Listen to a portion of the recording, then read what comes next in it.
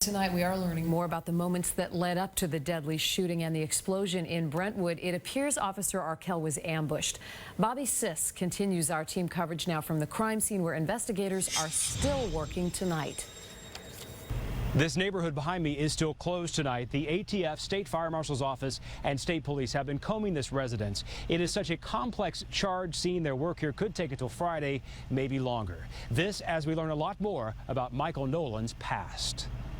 Once a quiet neighborhood, for a second night, Mill Pond Crossing was filled with police. Although a neighbor reported hearing verbal altercations there had not been calls there. Until Monday afternoon at 4:02, a domestic dispute call comes in. A neighbor worried Walter Nolan might be in danger.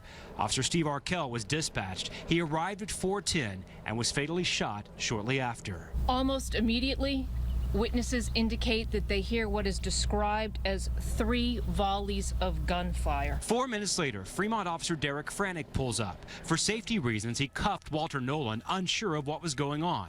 Once inside, Franick spotted Officer Arkell down.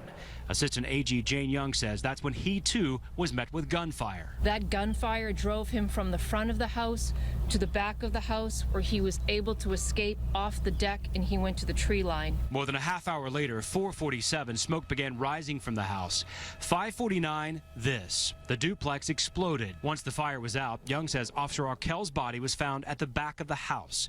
The suspected gunman, Michael Nolan, was dead in the garage.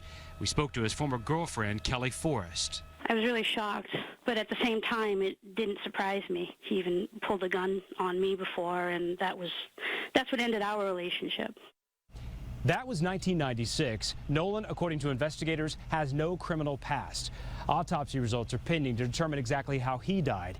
As for Officer Arkell, he died of multiple gunshot wounds before that fire and explosion started. In Brentwood, New Hampshire, Bobby Sisk, WBZ News.